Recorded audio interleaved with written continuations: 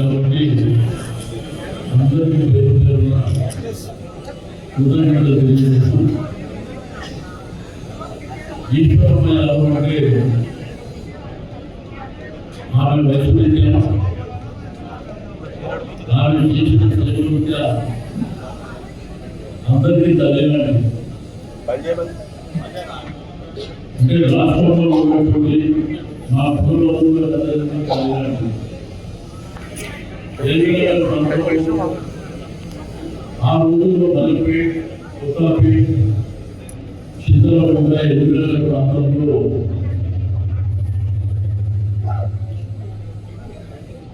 ఆ రోజు ఒకవైపున పాడి వ్యాపారం జరుగుతుంది, రెండు వైపున ప్రజాసేవ చేయాలనేటువంటి సంకల్పంతో ఆమె అనేకమైనటువంటి కార్యక్రమాలు ఒకసారి మౌనంగా అనేకమైనటువంటి దేవాలయాలకు క్షేత్రంగా అదేవిధంగా గౌరవ అధ్యక్షురాలుగా ఈ చుట్టుపక్కల ప్రాంతాల్లో అనేకమైనటువంటి దేవాలయాలలో ఆమె సేవ చేసినటువంటి గొప్ప వ్యక్తి. ఈశ్వరమ్మ యాదవ్ అంటే నీతి నిజాయితీ, తాను పరంపరగా ఉన్నటువంటి తన యొక్క ఆస్తి తప్ప వేరే వాళ్ళ మీద వేరే వాళ్ళ ఆస్తుల మీద కానీ లేకపోతే రాజకీయాలలో ఏదో సంపాదించుకోవాలనేటువంటి సంకల్పం కానీ లేకుండా ఉన్నదాంట్లో ఆమెనే ఇరువురికమైనటువంటి సహాయం చేస్తూ ఈ ప్రాంతంలో చాలా మంది ఆమెని ఈశ్వరమ్మ యాదవే కాకుండా ఈశ్వరక్క అని చెప్పి చిన్నప్పుడు పెద్దలందరూ పిలిచేవారు. ఆమె ఎంతో మందికి ఏడు అనిపించినటువంటి వ్యక్తి. అంటే ఈ ప్రాంతంలోనే కాకుండా ఆంధ్ర ప్రాంతం వాళ్ళకి కూడా ఏడు అనిపించినటువంటి మన వ్యక్తి. సరే, నిన్న జరిగినటువంటి సంఘటన మీకు అందరికీ తెలుసు. కొంతమందికి ఏంటంటే అహంకారం ఎక్కువైపోయింది. అంటే రాష్ట్రంలో అగ్రపు అహంకారం అనేది కొంతమంది బాగా మస్తి పట్టి వారు మాట్లాడేటువంటి భాష, దీంట్లో ఈశ్వరంగా గురించి మాట్లాడినటువంటి వ్యక్తులు ఈమె వయసు రీత్యా ఒక నైనామను అపమంలో అయ్యేటువంటి ఆ వయసులో ఉన్నటువంటి వ్యక్తిని పట్టుకొని మరి రమారమే 22 ఏళ్ళ వయసులో ఉన్నటువంటి ఆ తల్లిని పట్టుకొని నీచమైనటువంటి పూజలు చేసినటువంటి మనం చూసాం. అంటే అనగానేటువంటి వెనుకబడ్డ తల్లకు అందరూ అంటే మనం అడగతినట్టున్నామా, మీరు గులాబీలు చేస్తున్నామా, మీ విషయం మీద బతకేవాళ్ళమ్మా మేమంతా. అరే మా బతుకు మీదనే కదా మీరంతా ఆధారపడి ఉన్నది. కాబట్టి మీరు ఇచ్చినటువంటి ఒక పదవి ఆమె కుటుంబం మా జాతి సంతోషపడకుందే ఆ 48 గంటలలో ఒక విశాలకరమైనటువంటి రూపునాటలతోని ఆ తల్లి ఎంతో మనసు నొచ్చుకున్నదో మీరు చూస్తున్నాం. నువ్వు పదవులు అనేది ఎవరికి శాశ్వతం కాదు. ఆమె కూడా పదవుల కోసం ఏ రోజు పాకులాడే వ్యక్తి కాదు. కానీ ఆ సంతోషాన్ని కూడా ఒక 10 రోజుల పాటు ఆ సంతోషాన్ని కూడా పెట్టుకోకముందే మరి ఈ విధమైనటువంటి అమానుషమైనటువంటి భాష నేను కూడా ఈ సందర్భంలో హెచ్చరిక చేస్తున్నా. ఇక మీద రాష్ట్ర వ్యాప్తంగా బడుగు బలహీన వర్గాలు, వెనుకబడ్డ తరగతులు, వాళ్ళు గిరిజనులు కానీ, మైనారిటీలు కానీ, దళితులు కానీ, మా బీసీ బిడ్డలు కానీ వాళ్ళ మీద ఇటువంటి అరాచకాలు జరిగితే బిడ్డ రాష్ట్రంలోనే లేకుండా చేస్తాం. గుర్తుపెట్టుకోండి.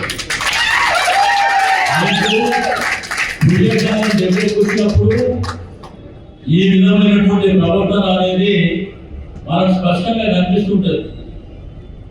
ఎందుకంటే ఒకప్పుడు స్వాతంత్రం వచ్చినప్పుడు కానీ లేకపోతే 15 ఏళ్ళ కింద కానీ మా పరిస్థితులు భిన్నంగా ఉండేవి. కానీ మా బిడ్డలు చదువుకుంటున్నారు, వాళ్ళు కూడా తెలివితేటలు పెరిగినాయి, వాళ్ళు కూడా సమాజం పట్ల, ఈ దేశం పట్ల, రాష్ట్రం పట్ల, మా కమ్యూనిటీల పట్ల ఒక అవగాహనతో ముందుకు పోతుంది. రాష్ట్రం భగ్నం అనేది ఉంచుకొని తెలంగాణ ఉద్యమం కంటే బలమైనటువంటి ఉద్యమం కూడా రాబోతుందని చెప్పి నేను ఈ సందర్భంగా హెచ్చరిక చేస్తున్నాను. అంటే మేము అంత అమాయకులు కనిపిస్తున్నామా? మీ మోసేది నీళ్ళు తాగే మీకు కనిపిస్తున్నామా? అంటే మీరు కూర్చోని గొప్పంటే గొప్ప ఆ పరిస్థితి ఉన్నామా? బిడ్డ ఇక మీద రాష్ట్రంలో ఏ మారుమూల ప్రాంతంలో ఇటువంటి అగత్యాలు చేసినా కానీ మేమందరం ఆ ప్రాంతానికి వచ్చి ధైర్యం ఉంటామని చెప్పి నేను ఈ సందర్భంగా తెలియజేస్తా ఉన్నాను. ఒక పెద్ద మనిషిని పట్టుకొని కనీసం ఆ వయసు కూడా గౌరవం చేయకుండా ఏదో వాళ్ళ మనమో లేకపోతే కొడుకునో తిరిగి అంటే అర్థం చేసుకుంటాం. కానీ అంత పెద్ద మనిషిని ఈ ప్రాంతంలో అందరికీ సురక్షితమైనటువంటి వ్యక్తి నీతిగా నిజాయితీగా తన కుటుంబాన్ని పోషించుకోవడమే కాకుండా సమాజానికి సేవ చేస్తున్నటువంటి ఒక వ్యక్తిని పట్టుకొని అంత నీచమైనటువంటి, అంటే నీ కుటుంబం లేదా మీకు ఈ కుటుంబంలో కూడా ఇంట్లో కూడా ఇక్కడనే మాట్లాడుతారా? మీరు చేసింది చేసి మాట్లాడింది మాట్లాడి దౌర్జన్యాలు చేసి ఇప్పుడంట ఏ ద్వారానంట ఏదో వీడియో తయారు చేశాక పంపించేదంట. ఎవరికి అవసరం? నేను ఏమంటున్నా, ఎవరైనా ఎదుగని ఏమైనా చేసుకొని మాకు అనవసరమైనటువంటి ముచ్చట. రాజకీయాలలో ఎదుగుతారా, ఇంకా పైకి పోతారా, కిందికి పోతారా, మాకు సంబంధించిన మ్యాటర్ కాదు. ఆ తల్లికి జరిగినటువంటి అవమానానికి బాధ్యత కూడా వహిస్తారు. అంత పెద్ద మనిషిని పట్టుకొని ఆ విధమైనటువంటి బూత్ మాటలు మాట్లాడవచ్చా?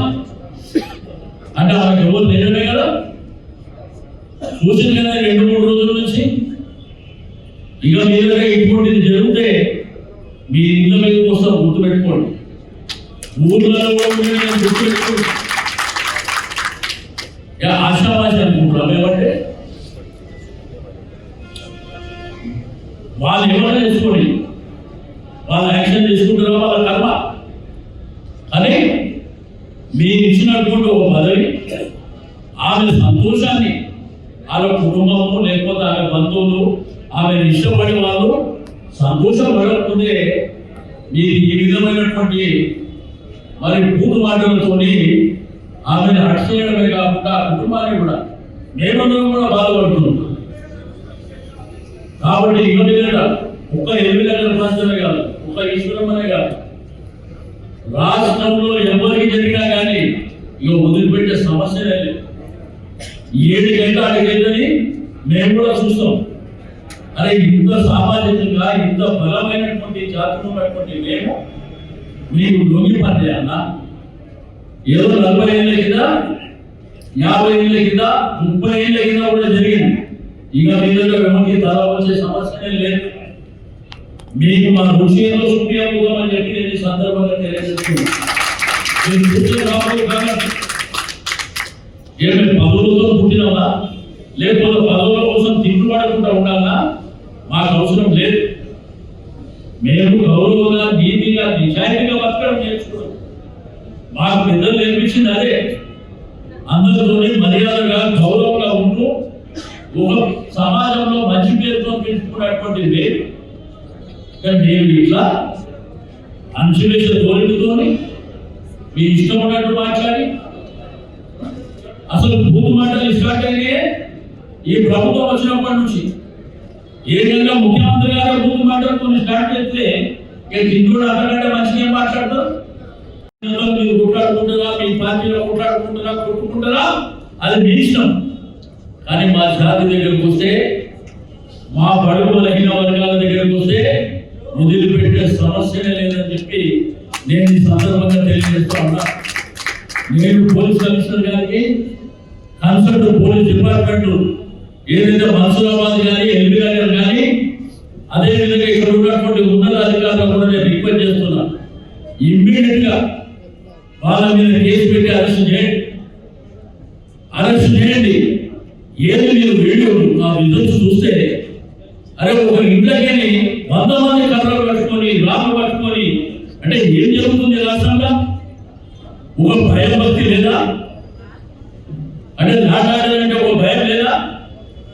కాబట్టి ఈ విధమైనటువంటి అదే మా ఊళ్ళో మా తల్లి లాంటి వ్యక్తి మీద ఈ విధమైనటువంటి అనారోగ్యమైనటువంటి భాష మాట్లాడేదని రోడ్డు మీద పోయి ధర్నా చేస్తేనేమో మనం అరెస్ట్ చేస్తారు. మరి ఇళ్ళకి 100 మంది కర్రలతోని రాళ్ళతో వస్తాయేమో వాళ్ళు ఏమన్నారా అంటే కొట్టుకొని సాబండి ఇష్టం అంటురా. కాబట్టి మేము ఈశ్వరమ్మ యాదవ్ గారికి మేమందరం సంఘీభావం చెప్పడానికి మా తల్లికి మేము ధైర్యంగా ఉండమని చెప్తున్నాం. మేము ఉంటాం కనుక భయపడవలసినటువంటి అవసరం లేదు. మీరు కానీ మీ కుటుంబం కానీ ఇక్కడ ఉన్నటువంటి మేమే కాకుండా రాష్ట్రంలో ఉన్నటువంటి బడుగు బలహీన వర్గాలందరినీ ఎంతో ఉండాలనేటువంటి విషయాన్ని నేను ఈ సందర్భంగా తెలియజేస్తా ఉన్నా. కాబట్టి ఎవరైనా కానీ సమాజంలో గౌరవంగా బతికే తెలుసుకోండి. అంతేగాని ఇంకా మేము దౌర్జన్యాలు చేస్తాం. మా అయ్యలు మా తాతలు మా జాగిరు రాసించారు. ఇదంతా ఏ విధంగా మా జాగిరి మా తాత జాగిరి ఈ జాగిరులు అన్ని పోయి బిడ్డ మా సత్తా ఇంకా చూడాలనుకుంటే చూపిస్తాం. మేము కూడా మేము ఎన్నో పోయే సమస్య లేదు. రాబో కాలంలో మా రుచి కూడా చూస్తామంటే చూపిస్తాం. ఇప్పటికైనా కానీ ప్రభుత్వం బాధ్యతగా ఈ విషయాన్ని సీరియస్గా తీసుకోవాలి. నేను ఇంకా అంటుంటే కానీ ఆమె నా ప్రభుత్వంలోనే పదవి ఇచ్చింది కాబట్టి నేను ఎక్కువ మాట్లాడతలేదు. నేను అనాలంటే ఇంకా బయటకు వచ్చి చాలా మాట్లాడతాను. కాబట్టి ఇప్పటికైనా కానీ ప్రభుత్వం బాధ్యతతో జరిగినటువంటి సంఘటన మీద వెంటనే ఎంక్వైరీ చేసి తప్పకుండా వాళ్ళ మీద చర్య తీసుకోవాల్సినటువంటి అవసరం ఉంది. ఇక పొలిటికల్ సిస్టమ్ లో వాళ్ళ పార్టీ వాళ్ళు ఏమైనా చేసుకోవడం వాళ్ళ కర్మ.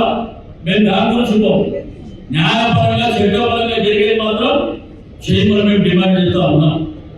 రాష్ట్రంలో కొంతమంది నేను కూడా అగ్రకులాలను అందరూ చేస్తుంది.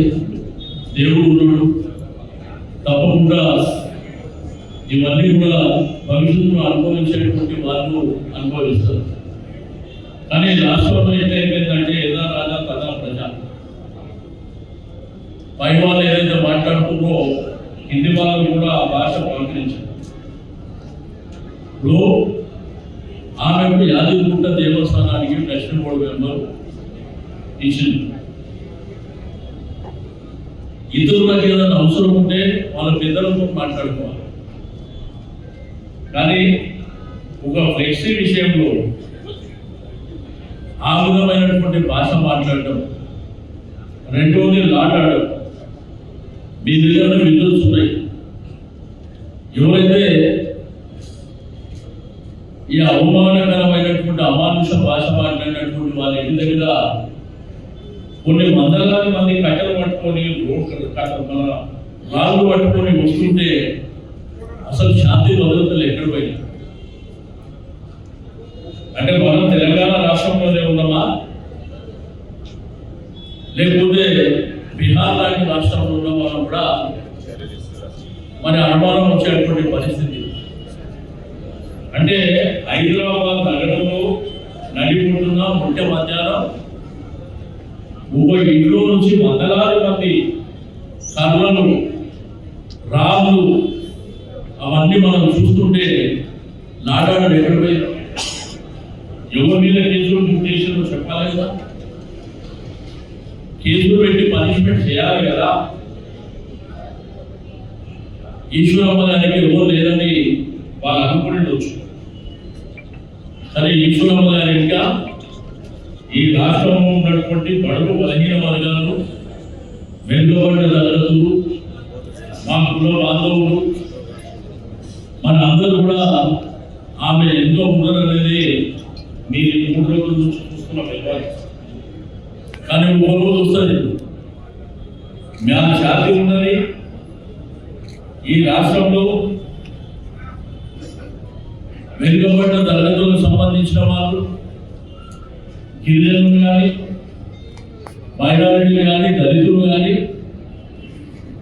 మా సంఖ్య ఏదో అందరికీ తెలుసు.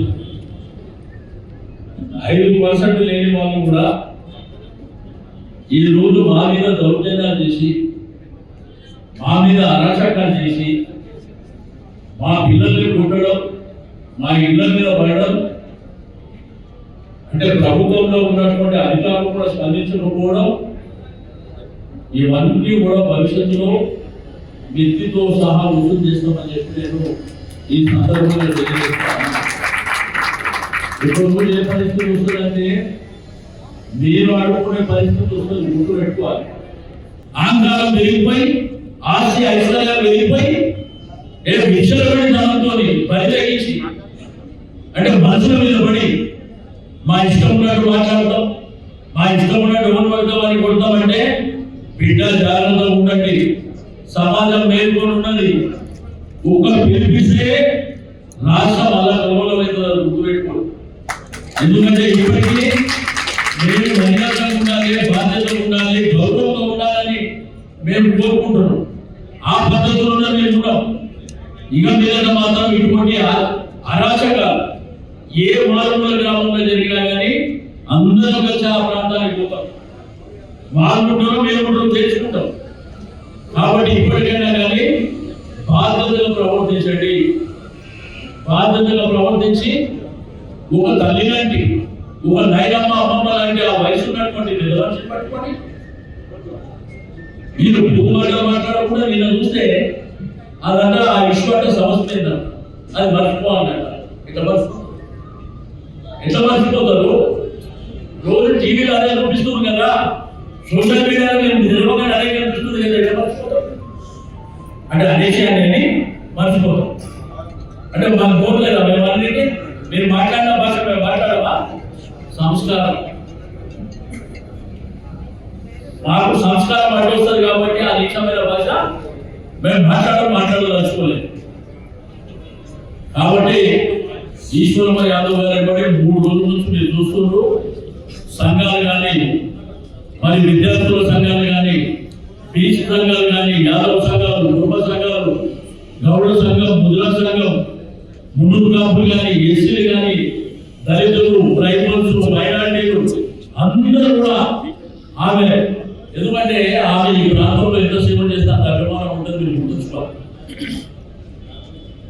కాబట్టి ఇక్కడైనా బుద్ధి తెచ్చుకొని బుద్ధిగా మసలు నేర్చుకోవాలని చెప్పి నేను సందర్భంగా తెలియజేస్తూ సెలవు తీసుకుంటే మీరు ఏమన్నా అడగవచ్చు.